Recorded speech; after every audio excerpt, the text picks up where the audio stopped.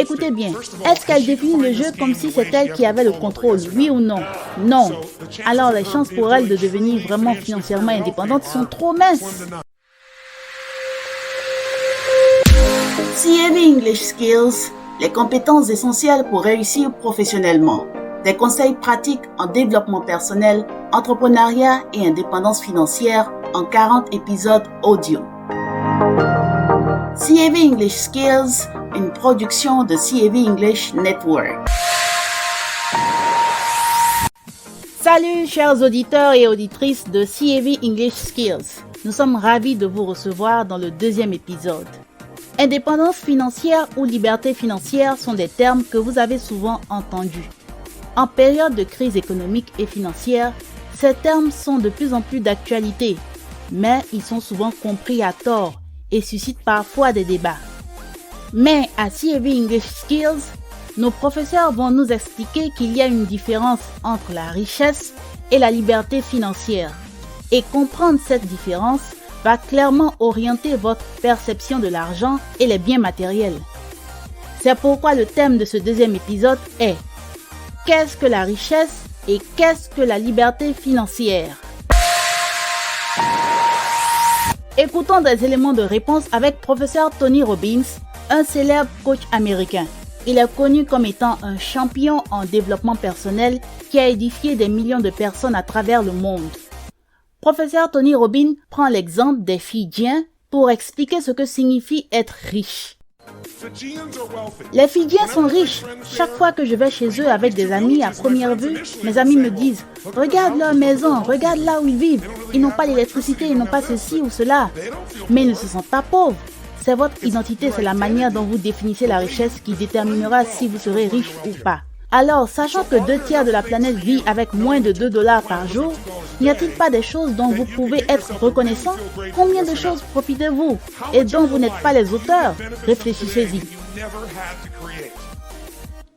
Je peux parler de la route sur laquelle vous circulez, le livre que vous n'avez pas eu besoin d'écrire, l'Internet dont vous pouvez avoir accès en une fraction de seconde pour avoir des réponses sur tout, les gens dans votre vie que vous n'avez pas eu besoin d'éduquer, mais qui vous sont très utiles. Pensez à tous les aspects de votre vie. Si vous voulez être riche, tout ce que vous avez à faire, c'est d'associer les choses.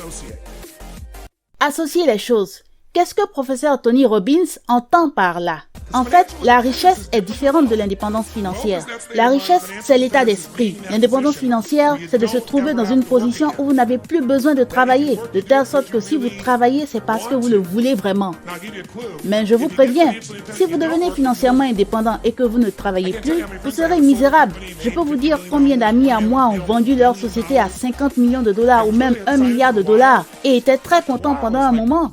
Mais après un certain temps, ils se sont ennuyés parce qu'en fait, leurs entreprises leur permettaient de contribuer à la société. Ils se sentaient toujours en train de grandir parce qu'ils trouvaient des solutions à des problèmes quand ils étaient en contact avec toutes ces personnes dans leurs entreprises. Employés, amis, associés. Et cela avait du sens pour eux parce qu'ils faisaient quelque chose qui en valait vraiment la peine.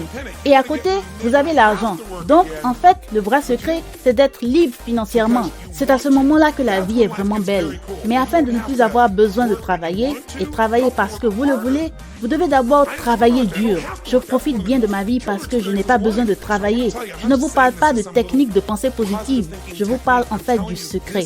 Du vrai secret que vous devez découvrir et vivre.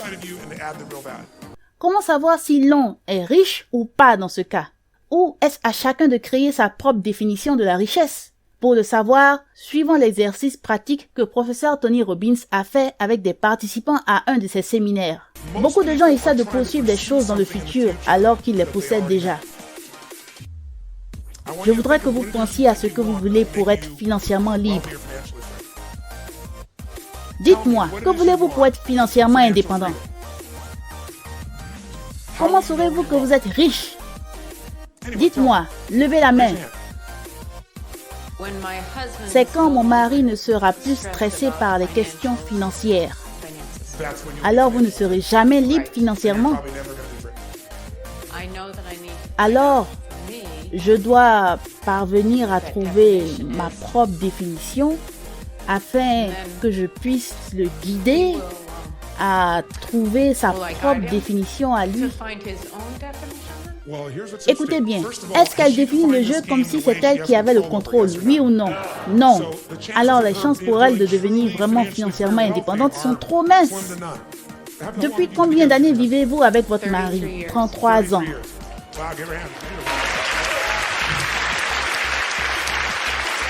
Au fait, est-ce que vous l'aimez? Je l'aime énormément. Est-ce qu'il vous aime? Oui. Êtes-vous une femme riche? Je suis la femme la plus riche au monde. Applaudissez-la très fort pour cette réponse. Remarquez une chose. Si elle considère cela comme étant riche, est-ce qu'elle peut commencer à être riche à partir de ce moment? Oui ou non? Oui. Et de cette position, elle peut avoir un tout autre point de vue et dire « N'est-ce pas incroyable pour moi d'avoir un mari qui se soucie tellement de nous, au point il veut s'assurer que tout va bien dans tous les domaines ?»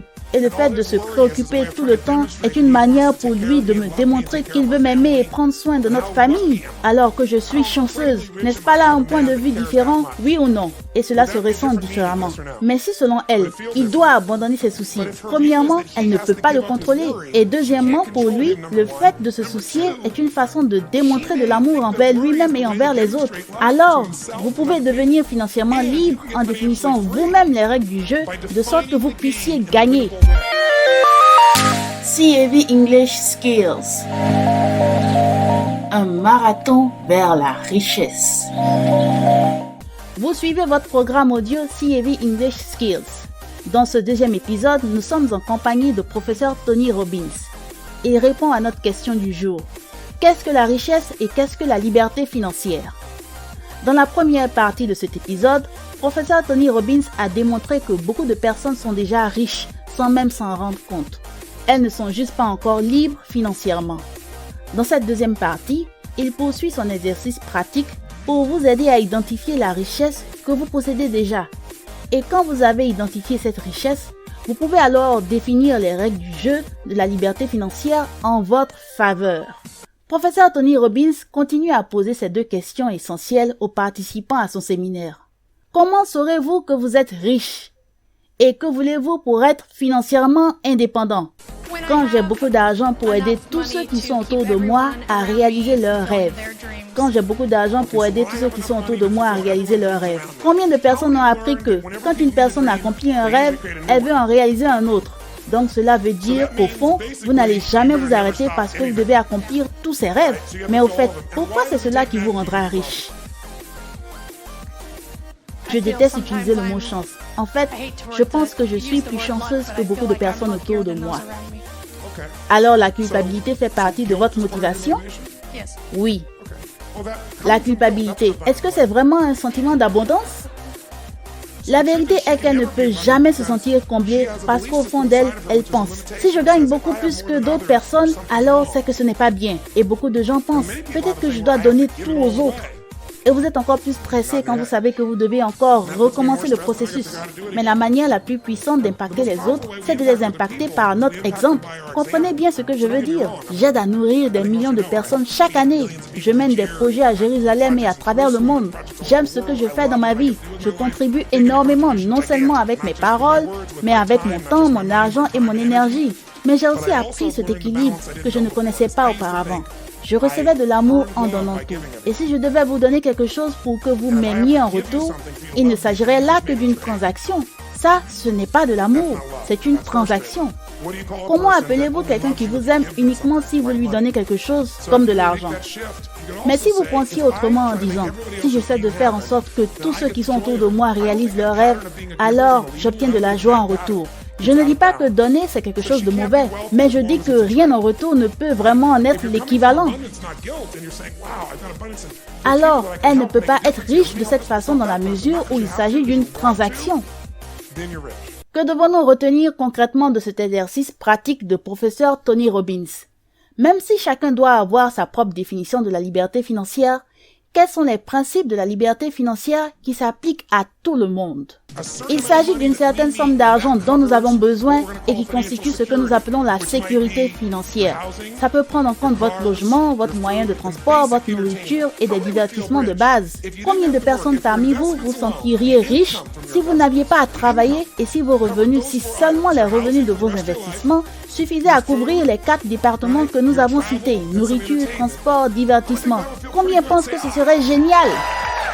Et en fait, le montant est de loin très petit par rapport à ce à quoi vous pensez quand il s'agit d'indépendance financière. L'indépendance financière étant le fait de couvrir ses charges sans avoir à devoir travailler pour le faire.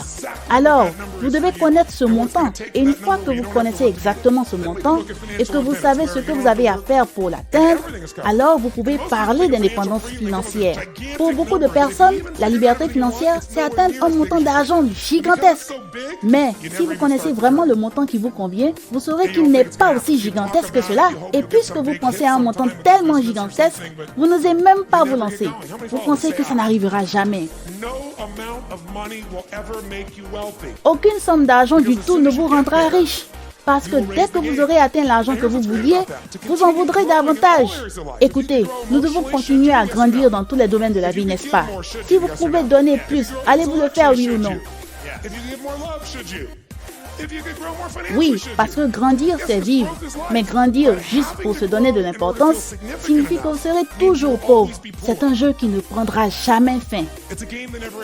À présent, professeur Tony Robbins raconte une histoire qui illustre son exercice pratique sur la définition de la richesse et de la liberté financière.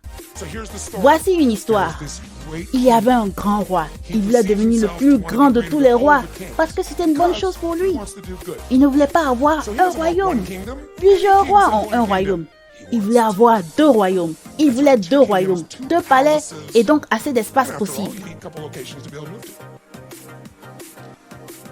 Alors, il a construit un 2e royaume. Et pendant un certain temps, c'était intéressant. Pendant une semaine, un mois, tout le monde venait visiter son 2e palais et trouvait incroyable qu'il possède jusqu'à 2 palais. Et il disait qu'il était fier d'être lui-même son propre modèle. Mais cette joie n'a pas duré longtemps, parce qu'après, il s'est dit, peut-être que j'ai besoin d'un 3e royaume. J'en ai déjà 2, et je m'ennuie déjà. Il avait 2 royaumes, et donc en principe, il devait être très occupé à gérer les 2 royaumes. Et un jour, il reçoit la réponse. Il entend parler d'un moine incroyable. C'est un moine qui porte des vêtements en lin, qui a une couverture et qui voyage de ville en ville pour partager sa croyance sur Dieu, le bonheur et la vie. Et beaucoup de gens se rassemblent autour de lui. La plupart des gens qui passent dans la rue le voient tout sale et dormir dans la rue. Et tout ce qu'il possède, c'est sa couverture. Et les gens lui donnent à manger dans la rue parce qu'il leur parle de beaucoup de choses de valeur. Donc il ne se soucie de rien et n'a peur de rien. Il se considère comme étant quelqu'un de très riche. Que retenir de ce 2e épisode sur le thème « Qu'est-ce que la richesse et qu'est-ce que la liberté financière ?» Professeur Tony Robbins nous a expliqué qu'au-delà de l'argent et des biens matériels, il existe bien des choses dans la vie qui font de nous des personnes déjà riches. Il nous reste à atteindre concrètement le niveau de l'indépendance financière. Dans le prochain épisode, nous écouterons la suite de cette histoire de ce roi qui voulait avoir plusieurs royaumes. Vous comprendrez qu'atteindre la liberté financière n'est en fait pas si compliqué que cela. À très vite pour en savoir plus. Au revoir.